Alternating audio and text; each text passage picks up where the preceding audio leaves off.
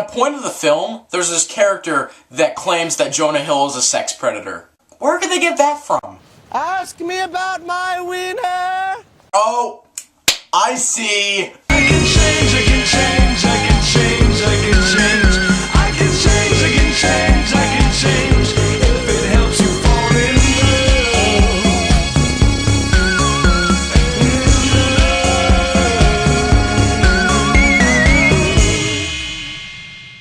Jonah Hill stars as Noah, an irresponsible college dropout who is forced into babysitting 3 kids for one of his mom's bosses. He has to endure a night of craziness and sex and drugs and alcohol and blowing up of bathrooms, all because of his girlfriend. Yeah. That is the synopsis to David Gordon Green's The Sitter. And as ludicrous as that sounds, I was totally on board. The Sitter was actually my most anticipated final laugh-out-loud comedy for the rest of the year. I was looking forward to it for months, mainly due to that first Red Band trailer that was released, because that was one of the funniest trailers I've seen in a while. And the fact that I absolutely adore Jonah Hill. I was willing to forget about Your Highness to see this film.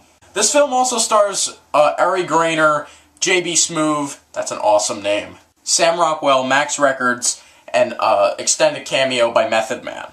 Now, you have to go in The Sitter knowing what kind of movie this is. This is not like, you know, an Oscar-worthy film. This isn't an absolutely hilarious romp and laugh-a-minute thing. It's even though I did think it was hilarious, this movie was just such a fun time. It's one of the best times I've had at the theater, because it kept me have a smile on my face. And it wasn't only, you know, a very good laugh-out-loud film, it really had a lot of heart.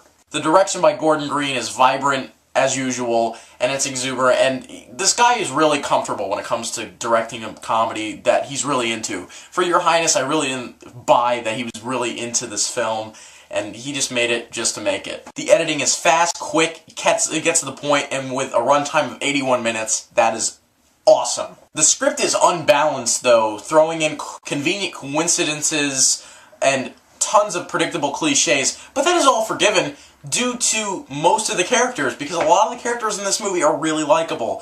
Going to the performances, Jonah Hill is one of the funniest people in Hollywood. Yeah, I'm not going to make a joke about, you know, Jonah Hill. Yeah, there's no more fat Jonah Hill. He's still funny, okay? Ask me about my wiener. In this movie, he honestly gives one of my favorite leading performances in a comedy. He was so good as this character, and the things he said in this movie, I just felt like saying, and he was really good, and I think that character was very well done. And as the kids are honestly going to be love or hate for some people. A lot of people are just going to hate him right away, but the characters are given multiple layers, I think, and I think they're very good. Maybe the little layer they had with the little girl was a little cheesy and a little forced, but I did like and respect all 3 actors, and especially Max Records. I thought he gave one of the best performances of the film. He's a very good young actor. Where the Wild Things Are, he's very, very good in this film.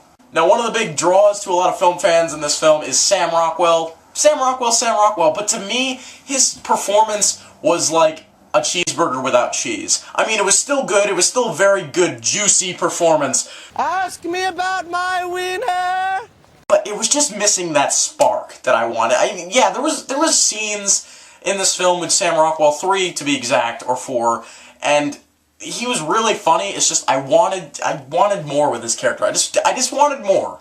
I especially wanted more of J.B. Smoove. He was criminally underused, and he's very funny, and he was really funny in this movie. But Ari Grainer, on the other hand, she just annoys me after a while. Like, she was great as Nick and Nora's Infinite Playlist as the drunk friend to Kat Dennings. It seems like every year she's in a movie now, it's just, she's trying to play the same exact character, and she's really the same exact character as she was in Nick and Nora's Infinite Playlist in this film, except she's a complete bitch, and I hated her. But overall, there's a lot of really, really, really funny lines, and I think this movie has funnier improv than it does writing, because I think you could tell when a scene is improv, and the improv in this film is top-notch, had me laughing really, really hard. It was a really fun movie. If you want to rent it, you go rent it, but if you really have to go out, seek it, I don't know, if you want to, I'd say totally go see it if you're a fan of Jonah Hill.